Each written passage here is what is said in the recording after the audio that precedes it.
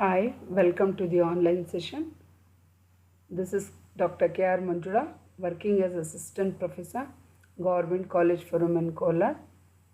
So in this session, I am going to discuss about the topic Receipts from Data from Unit 3, Vouching Chapter, subject related to Principles and Practice of Auditing,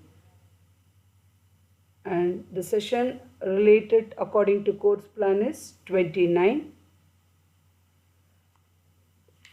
So in this session we are going to discuss about vouching of receipts from debtors, where you can call this as a credit sales anta karitira. Main agi let us know what is the meaning of debtors. So debtors are nothing but they are the customer which purchase goods and services on credit basis, and the payment will be made in future on specific date. Debtors andre yaru andre avaru grahakaru organisation ಅಥವಾ company ಹತ್ರ goods ಆಗಿರಲಿ service ಆಗಿರಲಿ ಸಾಲದ ರೂಪದಲ್ಲಿ ಪಡೆದುಕೊಂಡು ಮತ್ತು ಅದರ payment ಪಾವತಿನ ಮುಂದೆ ಯಾವತ್ತಾನೋ ಒಂದು ಸ್ಪೆಸಿಫಿಕ್ ಆಗಿರೋ ಡೇಟಲ್ಲಿ ಪೇ ಮಾಡ್ತಾರೆ ಅಂಥವ್ರನ್ನ ನಾವು ಡೆಟಾಸ್ ಅಂತ ಕರೀತಾರೆ. The cash that is received from debtors can no doubt be vouch. But ನಾವು ಕ್ಯಾಶು ಡೆಟಾಸ್ ಹತ್ರ ಬಾಕಿ ಇರೋದನ್ನ ಅವಾಗವಾಗ ತೊಗೊಳ್ತೀರಿ, ಒಂದೊಂದಕ್ಕೆ ಡೌಟೇ ಇಲ್ಲ, ಅದಕ್ಕೆ ವೋಚರ್ಸ್ ಕೊಡ್ತೀರಿ. But with reference to counterfiles of the receipts issued to them, but there are many frauds, errors and mistakes in recording the same in the book of account. ನಾವು ಏನು ಅವ್ರು ದುಡ್ಡು ನಮಗೆ ಕೊಟ್ಟಿರ್ತದೆ ಅದಕ್ಕೆ ರೆಫರೆನ್ಸ್ ಆಗಿ ನಾವು ಅವ್ರಿಗೆ ವೋಚರ್ ಕೊಡ್ತೀರಿ, ಬಟ್ ಏನಾಗುತ್ತೆ ಅಂದರೆ ಅವ್ರು ಒಂದೇ ದಿನ ಸೆಟಲ್ಮೆಂಟ್ ಮಾಡಲ್ಲ, ಕಂತು ಕಟ್ಟೋದ್ರಿಂದ ನಾವೇನು ಕೌಂಟರ್ ಫೈಲ್ಸ್ ಕೊಡ್ತೀರೋ ಪೂರ್ತಿ ಅಮೌಂಟ್ ಅವ್ರು ಯಾವಾಗ ಸೆಟಲ್ ಆಗಿರ್ತಾರೆ ಅನ್ನೋದು ಗೊತ್ತಾಗಲ್ಲ. ಸೊ ಇಲ್ಲಿ there may be a chance of making frauds errors ಗೊತ್ತಿದ್ದು ಮಿಸ್ಟೇಕ್ಸ್ ಆಗುತ್ತೆ. ಯಾವುದ್ರಲ್ಲಂದರೆ ಬುಕ್ ಆಫ್ ಅಕೌಂಟ್ಸಲ್ಲಿ ರೆಕಾರ್ಡ್ ಮಾಡೋವಾಗ ಕೊಡೋದು ಡೆಬಿಟ್ ಆಗಿರ್ಬೋದು ಅಥವಾ ಕ್ರೆಡಿಟ್ ಆಗಿರ್ಬೋದು, ಅಥವಾ ಆ ಡೇಟಲ್ಲಿ ಎಂಟ್ರಿ ಆಗಿರುತ್ತೋ ಇನ್ನೊಂದು ಡೇಟಲ್ಲಿ ಎಂಟ್ರಿ ಆಗಿರುತ್ತೋ, ಆ ಟ್ರಾನ್ಸಾಕ್ಷನ್ ಏನು ಪೋಸ್ಟಿಂಗ್ ಮಾಡಿದ್ರೋ ಅಲ್ಲಿ ತಪ್ಪಾಗುವಂಥ ಚಾನ್ಸಸ್ ತುಂಬಾ ಇರುತ್ತೆ. ಹಾಗಾಗಿ the cash received from customers to whom the goods have been sold on credit in the past can be vouched with the help of the counterfile of the receipts issued to them. That is, when the money is received from such debtors, the receiving party credits the debtors account. So ಯಾವಾಗ ನಾವು ಗ್ರಾಹಕರಿಂದ ದುಡ್ಡು ತೊಗೊಳ್ತೀರೋ ಆವಾಗ ಅವ್ರ ಹತ್ರ ದುಡ್ಡು ಪಡೆದಾದ ಮೇಲೆ ಅವರ ಅಕೌಂಟಲ್ಲಿ ರಿಸೀವಿಂಗ್ ಪಾರ್ಟಿ ಅಕೌಂಟಲ್ಲಿ ಕಸ್ಟಮರ್ ಅಕೌಂಟಲ್ಲಿ ಡೆಬಿಟ್ ಅಕೌಂಟ್ನಂತ ಕ್ರೆಡಿಟ್ ಮಾಡ್ತೀರಾ, and the issues the receipt to this effect. So ನಾವು ಕಂಪನಿ ಕಡೆನ ಅದನ್ನು ಇನ್ಕಮ್ ಅಂತ ತೋರಿಸ್ತೀರಿ ರಿಸಿಪ್ಟ್ಸಲ್ಲಿ, ಅಂದರೆ it is nothing but debit ಅಂತ ಹಾಕಿರ್ತೀರಿ. But it is often notice that less amount is inserted in the counter file then that was actually received from the debtors. ಸ್ವಲ್ಪ ಕೇಸಲ್ಲಿ ಏನಾಗುತ್ತೆ ಅಂದರೆ ಆ್ಯಕ್ಚುಲಿ ಇವಾಗ ನಾವು ಕಸ್ಟಮರ್ಗೆ 10,000 ರೂಪಾಯಿ ಬೆಲೆ ಗೂಡ್ಸ್ನ ಪ್ರೊವೈಡ್ ಮಾಡಿರ್ತೀರಿ, ಬಟ್ ಅವರು ರಿಪೇ ಮಾಡೋವಾಗ ಏನು ಮಾಡಿರ್ತಾರೆ ಅಂದರೆ 9,500 ಆಗಿರ್ಬೋದು, 9,800 ಆಗಿರ್ಬೋದು, ಅಂದರೆ ಕಡಿಮೆ ಬೆಲೆ, ಸ್ವಲ್ಪ ಅಮೌಂಟ್ ಕಡಿಮೆ ಇದ್ದು ಟ್ರಾನ್ಸಾಕ್ಷನ್ ಕ್ರೆಡಿಟ್ ಆಗಿರುತ್ತೆ. ಅದು ಯಾಕೆ ಅಂದರೆ ಬಿಕಾಸ್ ಕಸ್ಟಮರ್ಸ್ಗೆ ಒಂದೇ ಅಮೌಂಟು ಆ್ಯಕ್ಚುಲ್ ಆಗಿ ಅಲ್ಲಿ ಸೆಟಲ್ ಮಾಡ್ತಾ ಇರೋವಾಗ ಅದು ಕಸ್ಟಮರ್ಗೆ ಡಿಸ್ಕೌಂಟ್ ಥರನೂ ಪ್ರೊವೈಡ್ ಮಾಡಿರ್ಬೋದು, ಇಲ್ಲಾಂದರೆ ಅವ್ರು ಪ್ರೊವೈಡ್ ಮಾಡಿರ್ತಾರೇನೋ, ಬಟ್ ಎಂಟ್ರಿ ಮಾಡೋವಾಗ ಆ ದುಡ್ಡನ್ನು ಏನೇನೋ ಮಿಸ್ಅಪ್ರೋಪ್ರಿಯೇಷನ್ ಆಗಿರುತ್ತೆ ಚಾನ್ಸಸ್ ಇರುತ್ತೆ. ಹಾಗಾಗಿ ಅಂಥ ಕೇಸುಗಳಲ್ಲಿ less amount is recorded on the debits of the cash book instead of the actual amount that is received mainly from the debtors. The cashier he may misuse the cash that is received from the debtors, that is through the process of teaming and lading method. Teaming and lading method ಅಂದರೆ ಏನು ಅಂದರೆ not entering the cash that is received from the customer in the cash book immediately and entering it only when a similar amount is received from other debtors. ಅಂದರೆ ಒಬ್ಬ ಗ್ರಾಹಕನು ಕೊಟ್ಟಿರ್ತಾನೆ, ಅವನ ದುಡ್ಡನ್ನ ಇವನು ಸ್ವಂತಕ್ಕೆ ಅಥವಾ ಇವನು ಜೋಬಲ್ಲಿ ಹಾಕ್ಕೊತಾನೆ, ಅದನ್ನು ಕ್ಯಾಶ್ ಬುಕ್ಕಲ್ಲಿ ಮಾಡಲ್ಲ ಎಂಟ್ರಿ. ಅದೇ ಅಮೌಂಟು ಸೇಮ್ ಅಮೌಂಟ್ ಏನಾನ ಇನ್ನೊಬ್ಬ ಗ್ರಾಹಕರು ಡೆಟಾರ್ ತೊಗೊಂಬಂದು ಅಮೌಂಟ್ ಸೆಟಲ್ ಮಾಡಿದ್ರೆ ಅವರ ಜಾಗದಲ್ಲಿ ಹಿಂದಿನ ಯಾವುದು ಎಂಟ್ರಿ ಮಾಡ್ತಾರೆ ಅವ್ರ ಜಾಗದಲ್ಲಿ ಈ ಅಮೌಂಟ್ನ ಎಂಟ್ರಿ ಮಾಡೋವಂಥ ಚಾನ್ಸಸ್ ಇರುತ್ತೆ. ಇದನ್ನು ಏನಂತ ಕರೀತಾರೆ ಅಂದರೆ ಟೀಮಿಂಗ್ ಆ್ಯಂಡ್ ಲೇಡಿಂಗ್ ಮೆಥಡ್ ಅಂತ ಕರಿತೀರಿ. ಅಂದರೆ ತಪ್ಪು ವ್ಯವಹಾರ, ಕೊಡೋದನ್ನು ಫಸ್ಟ್ ಜೋಬೆಲ್ಲಿ ಹಾಕ್ಕೊಳ್ಳೋದು, ಇನ್ನೊಬ್ರು ಕೊಟ್ಟಿದ್ದನ್ನ ಹಂಗೆ ಕಂಟಿನ್ಯೂ ಮಾಡ್ಕೊತಾ ಹೋಗೋದು. So to deduct such kind of frauds, the auditor he has to compare the amount that is deposited in the bank with the entry that is made in the counter file of the pay-in slip. In this way, he will find out whether the full amount has been deposited or not.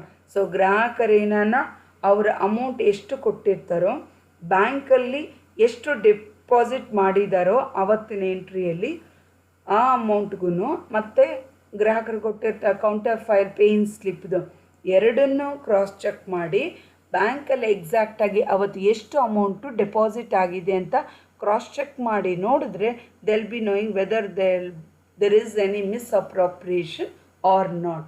In such cases, the cash or check that is received mainly from the debtors is not recorded in the book of accounts on the same day. He should bring it to the knowledge of the senior officer. In case ಅವ್ರು ಏನಾನ verification ಮಾಡೋವಾಗ ಆ cash ಅವತ್ತಿಂದ ಏನಾಗಿತ್ತು ಅಥವಾ check ಏನು receive ಮಾಡ್ಕೊಂಡಿದ್ದಾರೋ datas ಹತ್ರ ಅದನ್ನೇನ book of ಎಂಟ್ರಿಯಲ್ಲಿ ಅದೇ ದಿನದಲ್ಲಿ ಏನಾನ ಅದನ್ನು ತೋರಿಸ್ಲಿಲ್ಲ ಅಂದರೆ ಹಂಗಾರೆ ಅಂಥದನ್ನು ಸೀನಿಯರ್ ಆಫೀಸರು, ಆಥರೈಸ್ಡ್ ಆಫೀಸರ್ ಯಾರು ಇರ್ತಾರೋ ಅವರ ಗಮನಕ್ಕೆ ತರಬೇಕಾಗುತ್ತೆ. He should also write to the customer and get the balances confirm by them.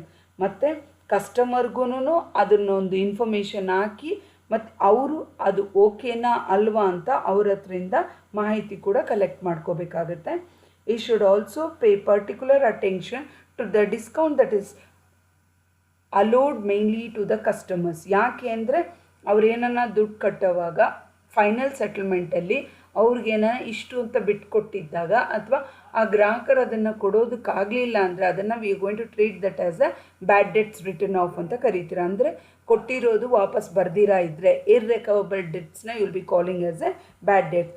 ವಾಪಸ್ ಏನಾನ ಬರಲಿಲ್ಲ ಅಂದರೆ ಅಂಥದ್ದನ್ನು ಕೂಡ ಎಂಟ್ರಿ ಮಾಡಬೇಕಂದ್ರೆ ಅದನ್ನು ಕ್ಯಾಲ್ಕುಲೇಟ್ ಮಾಡೋದಕ್ಕೆ what is the method they are going to follow, ಅದಕ್ಕೆ ರೇಟ್ ಆಫ್ ಗ್ರ್ಯಾಂಟಿಂಗ್ ಡಿಸ್ಕೌಂಟು ಯಾವ ಥರ ಇರುತ್ತೆ ಅದ್ರ ಬಗ್ಗೆ ಎನ್ಕ್ವೈರಿ ಮಾಡಬೇಕು. ಮತ್ತು ಅವ್ರು ಏನು ಫಾಲೋ ಮಾಡ್ತಾ ಇದ್ದ rules whether they are going to follow according to the articles of ಅಸೋಸಿಯೇಷನ್ನ ಅಥವಾ ಮೆಮೊರಾಂಡಮ್ಮ ಅಥವಾ ಇಷ್ಟೇ ಡಿಸ್ಕೌಂಟ್ ಕೊಡು ಅಂತ ಹೇಳಿ ಏನಾನ ಮೀಟಿಂಗಲ್ಲಿ ಆಗಿದೆಯಾ, ಅದನ್ನು ಮಿನಿಟ್ಸಲ್ಲಿ ಎಂಟ್ರಿ ಮಾಡಿದಾರಾ, ಅದಕ್ಕೇನಾನ ಬೇರೆ ಏನಾನ ಎವಿಡೆನ್ಸ್ ಇದೆಯಾ, ಪ್ರತಿಯೊಂದನ್ನು ಕ್ರಾಸ್ ಚೆಕ್ ಮಾಡ್ಕೋಬೇಕು. ಯಾರು ಅಂದರೆ ಆಡಿಟರ್. ವೈ ಮೀನ್ಸ್ ಅದೇನಾನ ಅಲ್ಲೇನೇನಾನ ಏರುಪೇರಾಗಿ ಗೌರ್ಮೆಂಟ್ ದಟ್ ಈಸ್ ಆಡಿಟರ್ಗೆ ಏನಾನ ಡೌಟ್ ಬಂತು ಅಂದರೆ then there will be a chances of manipulation ಆಗುವಂಥ ಚಾನ್ಸಸ್ ಇರುತ್ತೆ. The discount rate should never be allowed to exceed the usual percentage. ಇಷ್ಟು ಪರ್ಸೆಂಟೇಜ್ ಅಂತ ಇರುತ್ತೆ, ಆ ಪರ್ಸೆಂಟೇಜಿಗೆ ಮೀರಿ ಅವರು ಡಿಸ್ಕೌಂಟ್ ಪ್ರೊವೈಡ್ ಮಾಡಬಾರ್ದು ಕಸ್ಟಮರ್ಗೆ. ಹಾಗಾಗಿ ಅವರಷ್ಟು ಮೀರಿದಾರ ಇಲ್ಲ ಅನ್ನೋದು ಕೂಡ ಕ್ರಾಸ್ ಚೆಕ್ ಮಾಡಬೇಕಾಗುತ್ತೆ. ಯಾರು ಅಂದರೆ auditor. He should also know the name of the officer who is authorised to grant discount. ಮತ್ತು ಅವನು ಯಾರು ಆ ಡಿಸ್ಕೌಂಟ್ ಪ್ರೊವೈಡ್ ಮಾಡ್ತಾನೋ ಅವನು ಆಥರೈಸ್ಡ್ ಪರ್ಸನ್ನ, whether is related to that only, whether he has given the right to provide the discount to the organization, everything it has to be enquired.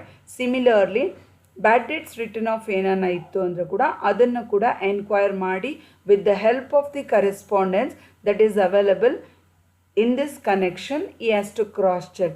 Sometimes ಅಲ್ಲಿ clerk ಕೆಲಸ ಮಾಡೋ ಅಂಥವನೇ ಡಿಸ್ಆನೆಸ್ಟ್ ಅಂತ ಏನಾನ ಇನ್ ಕೇಸ್ ಇವರ ಗಮನಕ್ಕೆ ಏನಾನ ಬಂತು ಅಂದರೆ ಸ್ವಲ್ಪ ಟೆಸ್ಟ್ ಚೆಕ್ ಮಾಡಿರ್ತಾರೆ. ಟೆಸ್ಟ್ ಚೆಕ್ ಮಾಡಿದಾಗ ಸ್ವಲ್ಪ ಎಂಟ್ರಿಗಳು ಏನಾಗಿರುತ್ತೆ ಅಂದರೆ ತೊಗೊಂಡಿರ್ತಾರೆ, ಬಟ್ ಅದು ಎಂಟ್ರಿ ಆಗಿರಲ್ಲ. ಅಂಥ ಟೈಮಲ್ಲಿ ಎಲ್ಲ ರಿಸಿಪ್ಟ್ಸ್ ಬುಕ್ಕು ಕರೆಕ್ಟಾಗಿ ಸೀರಿಯಲ್ ನಂಬರ್ ಆಗಿದೆಯಾ, ಅನ್ಯೂಸ್ಡ್ ರಿಸಿಪ್ಟ್ಸ್ ಬುಕ್ ಏನನ್ನ ಕರೆಕ್ಟಾಗಿ ಅದರಲ್ಲೇ ಇದೆಯಾ, ಅದು ಸೇಫ್ ಲಾಕರಲ್ಲಿ ಇದೆಯಾ, ಮತ್ತು ಅದರಲ್ಲಿ ಏನಾನ ಇವನು ಕೈ ಚಳಕ ಅಥವಾ ತಿದ್ದುಪಡಿಯಲ್ಲಿ ಏನಾನ ಇದೆಯಾ, ಅದನ್ನು ಕೌಂಟರ್ ಫೈಲ್ ಆಫ್ ರಿಸಿಪ್ಟ್ಸು ಮತ್ತು ಅದಕ್ಕೆ ಕರೆಸ್ಪಾಂಡೆನ್ಸ್ ಸಪೋರ್ಟಿಂಗ್ ಡಾಕ್ಯುಮೆಂಟ್ಸ್ ಜೊತೆಗೆ ಕ್ರಾಸ್ ಚೆಕ್ ಮಾಡಬೇಕಾಗಿತ್ತೆ ಆಡಿಟರು. ಇನ್ ಕೇಸ್ ಹಂಗೇನಾಯಿತು ಅಂದರೆ then the auditor he has to follow the following procedure. while vouching the receipts mainly from the customers. So that is first one, he has to follow the system of internal check.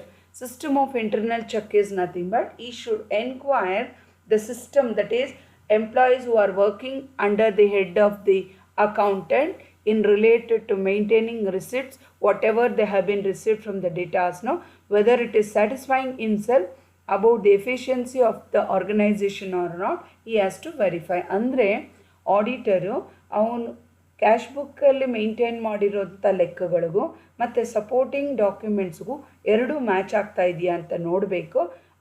Test check ಮಾಡಿ ಎಲ್ಲ entries ಕರೆಕ್ಟಾಗಿದೆ ಅಂತ ಬಂತು ಅಂದರೆ then auditor he can tell that organisation is going to follow efficient internal control system. Then he can take the help of that and he can verify the work automatically. That is, ಅವನು efficient ಆಗಿ ಮಾಡಬೇಕಂದ್ರೆ he has to follow some accounts, book of accounts. That is when he is going to vouch receipts from datas. First among that you will be having the datas account. Datas account ಅಂದರೆ ಏನು ಅಂದರೆ the person who is going to maintain the datas account should not be allowed to collect money from the customers. ಯಾರು datas accounts prepare ಮಾಡ್ತಾನೋ entry ಮಾಡ್ತಾನೋ ಅಂಥವನು ಡೈರೆಕ್ಟಾಗಿ ಕಸ್ಟಮರ್ಸಿಂದ ದುಡ್ಡು ತೊಗೊಳಂಗಿಲ್ಲ. ಯಾಕೆಂದರೆ ದುಡ್ಡು ತೊಗೊಳೋನು ಕ್ಯಾಶಿಯರ್ ಆಗಿರಬೇಕು. ಎಂಟ್ರಿ ಮಾಡುವಂಥ ವ್ಯಕ್ತಿ ಯಾವುದೇ ರೀತಿಯಾಗಿ ಬುಕ್ಸ್ ಮೇಂಟೈನ್ ಮಾಡುವಂಥ ಚಾನ್ಸಸ್ ಇರಬಾರ್ದು. ವೈ ಮೀನ್ಸ್ ಬಿಕಾಸ್ ಅವನ ಕೈಯಲ್ಲಿ ಚಾನ್ಸಸ್ ಇದ್ದರೆ there may be going of ಮಿಸ್ಅಪ್ರಾಪ್ರಿಯೇಷನ್.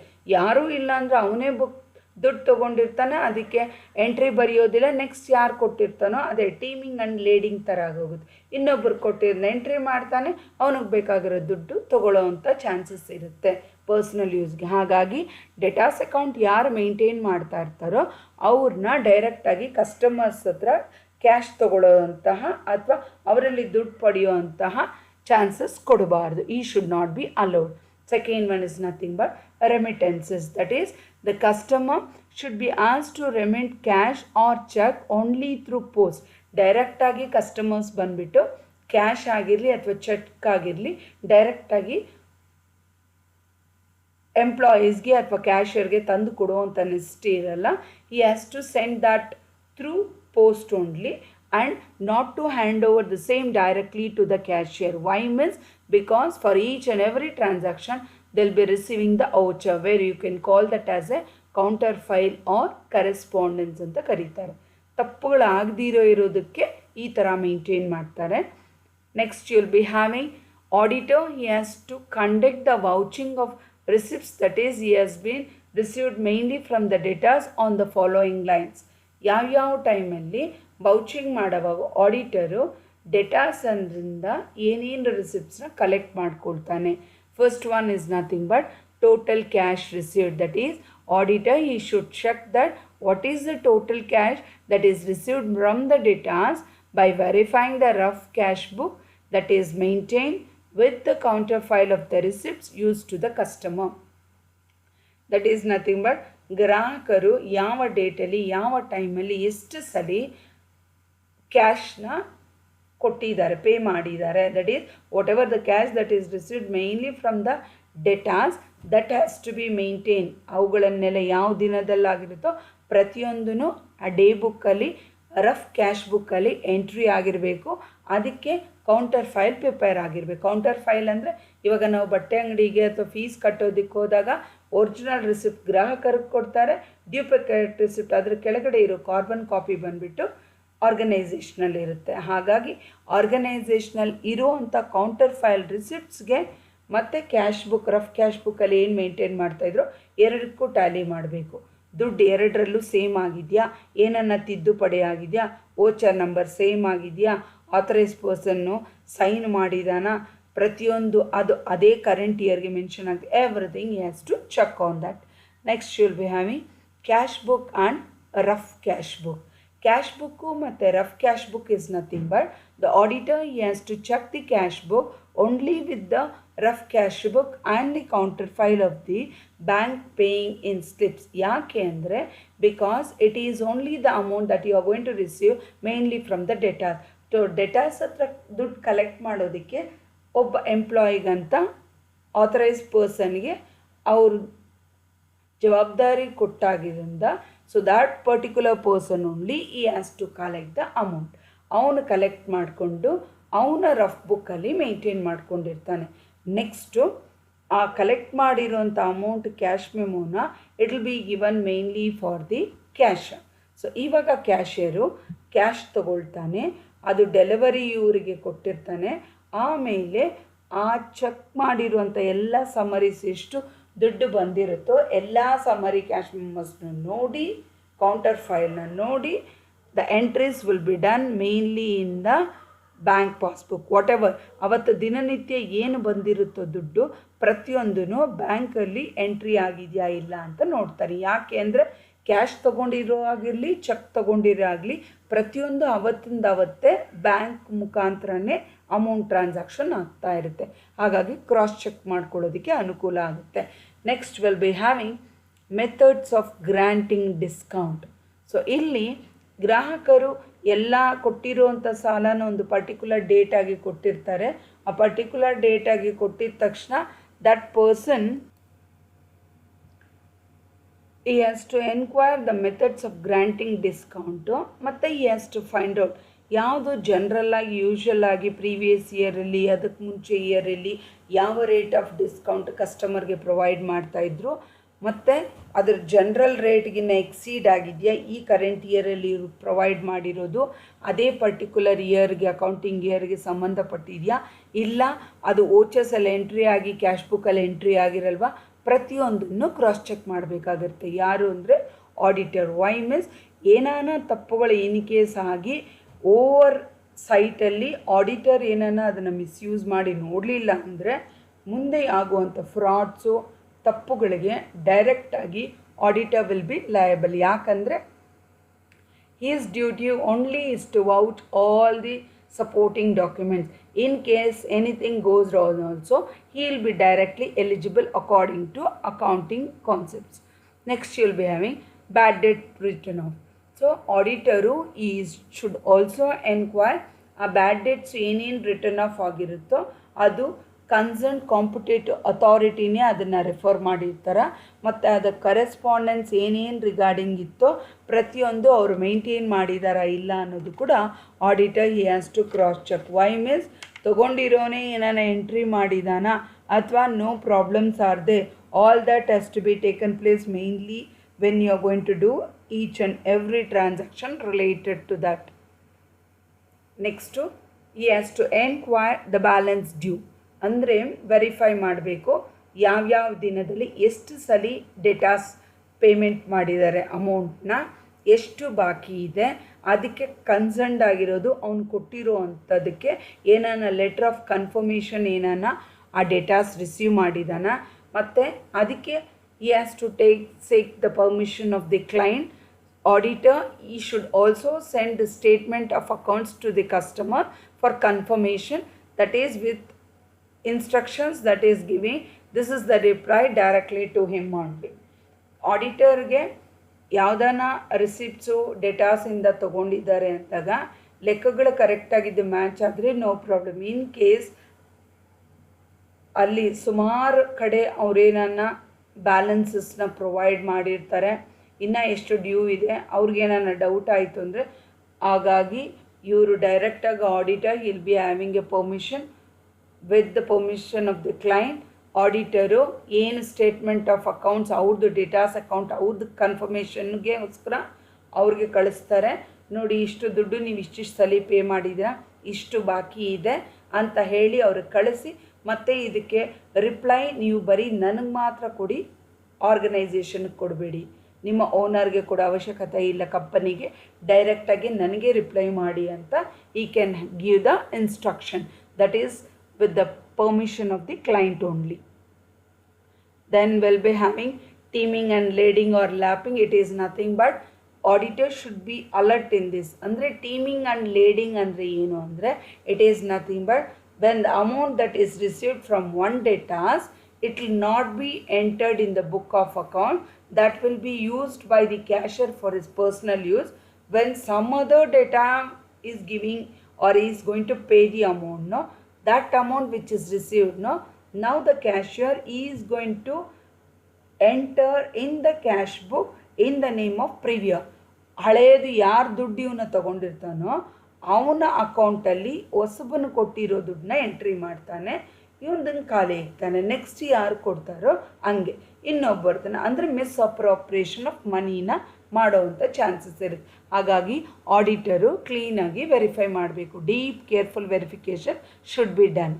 Then you have persons handling remittances. Personal handling remittances is nothing but auditor, he should see that what is the person who is going to handle the remittance. He should not be having any part in the preparation of statement ಆಗಿರ್ಬೋದು ಅಥವಾ ಡೆಟಾಸ್ಗೆ ಅವ್ರಿಗೆ ಡೈರೆಕ್ಟಾಗಿ ಸ್ಟೇಟ್ಮೆಂಟ್ಸ ಕಳಿಸೋ ಥರ ಇರಬಾರ್ದು. ಅವನು ಬರೀ book of accounts ಮಾಡ್ತಾ ಇರ್ತಾನೆ. ಬುಕ್ ಆಫ್ ಅಕೌಂಟ್ಸ್ ಬೇರೆಯವ್ರ ಇನ್ಚಾರ್ಜ್ ಇರುತ್ತೆ, ಸ್ಟೇಟ್ಮೆಂಟ್ ಅಕೌಂಟ್ಸ್ ಬೇರೆಯವ್ರ ಇನ್ಚಾರ್ಜ್ ಇರುತ್ತೆ, ಕ್ಯಾಶರ್ ತಗೊಳ್ಳೋನೇ ಬೇರೆ ಚಾರ್ಜ್ ಇರ್ತಾನೆ. ಮೂವರಿಗೂ ಇಂಟರ್ ಕನೆಕ್ಷನ್ ಇರಬಾರ್ದು. The internal control system should be alert. Why means this three should not be mingled in any chance. If they mingle and join together means automatically there will be chance of misappropriation of frauds. So therefore the cash that you are going to receive mainly from the customers to whom the goods have been sold on credit can be vouched with the help of counterfiles, that is the receipts that is issued to them. But this counterfiles, you can call that as a carbon copy, adanna duplicate copy antanu karibodu, which are not reliable because they are subject to many frauds. ತಪ್ಪುಗಳಾಗುವಂಥ ಸುಮಾರು chances ಇರುತ್ತೆ. ಈ ಸೆಷನಲ್ಲಿ we are learn related to vouching of receipt from the debtors. ಹಾಗಾಗಿ the auditor he should be careful and consider the following steps when he is going to vouch receipts from debtors.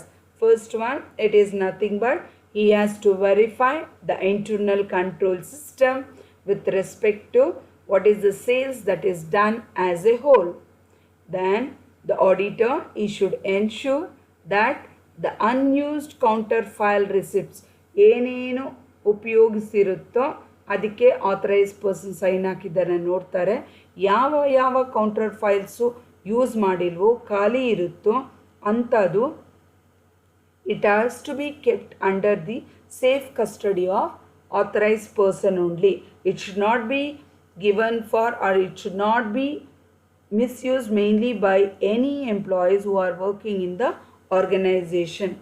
An auditor, he has to check that all spoiled receipts are attached to the counter files and he has cancelled them.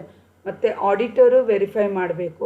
In case ಏನಾನ ಬರೆಯೋವಾಗ over writing ಆಗಿರ್ಬೋದು, ತಪ್ಪುಗಳಾಗಿರ್ಬೋದು, ಅಂಥ chances ಏನಾನ ಇತ್ತು ಅಂದರೆ ಅಂಥ counter ಫೈಲ್ಸುಗಳು ಕೂಡ ಅಂಥ ಕೆಟ್ಟೋಗಿರೋದು ಅಥವಾ ಓವರ್ ರೈಟ್ ಆಗಿರುವಂತಹ ರಿಸಿಪ್ಟ್ಸ್ ಕೂಡ ಅದೇ ಕೌಂಟರ್ ರಿಸಿಪ್ಟ್ಸಲ್ಲೇ ಇರಬೇಕು, ಅದೇ ಬುಕ್ಕಲ್ಲಿ ಇಟ್ಟಿರಬೇಕು.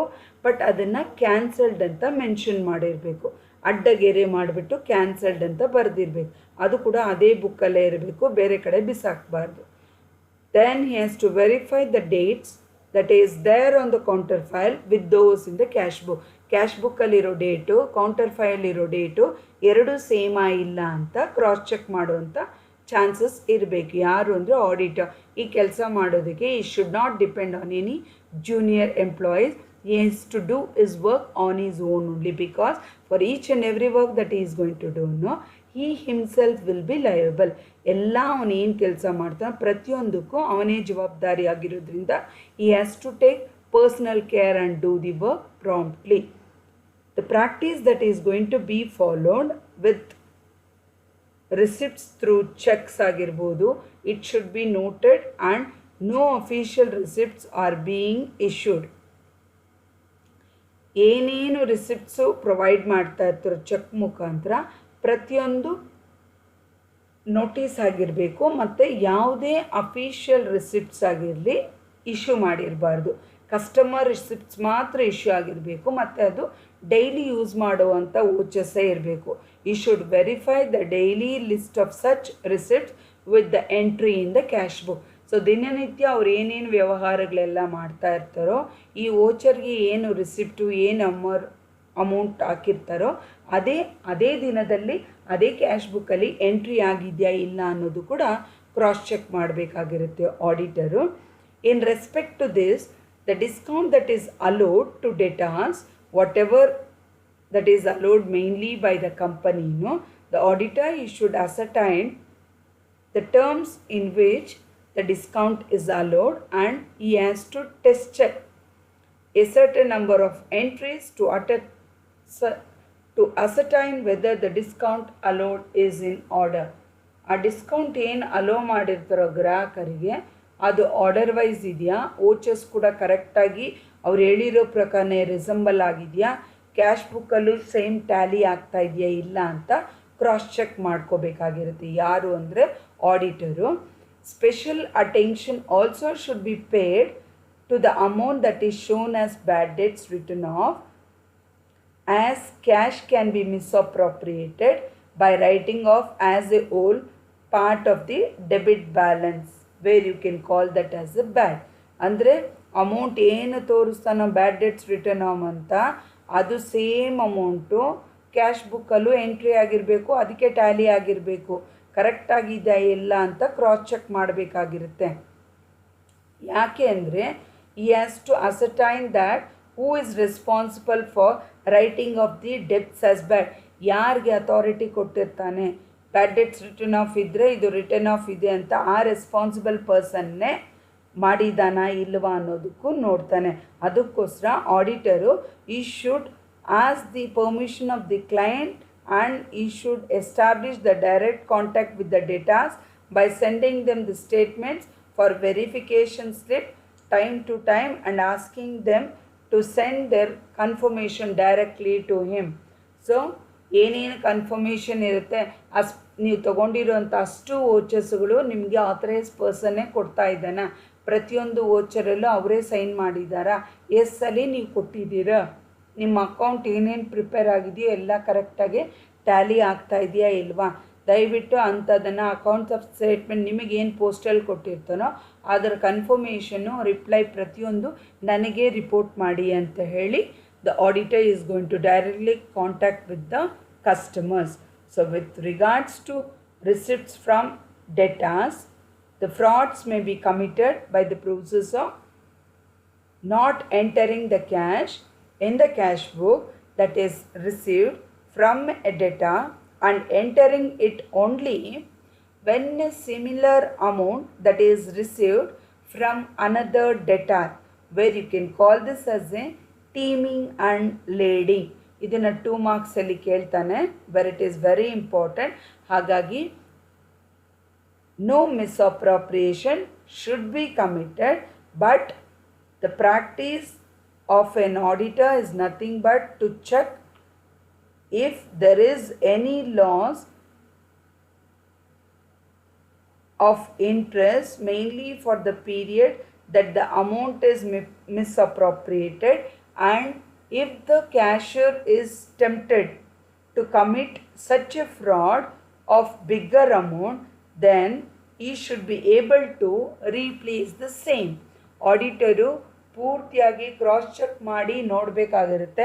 ಅಲ್ಲಿ ಅವನಿಗೆ ಏನಾನ ಡೌಟ್ ಏನಾನ ಬಂತು, ಹೌದು ಈ ಎಂಪ್ಲಾಯಿ ಕ್ಯಾಶಿಯರು ಮೊದಲೇ ಈ ಥರ ಕೆಲಸ ಮಾಡಿದ್ದಾನೆ, ಈ ಥರ ಟ್ಯಾಕ್ಟಿಕ್ ಅವನಲ್ಲಿದೆ ಅಂದಾಗ the auditor he should be very careful in vouching the examination of book of accounts.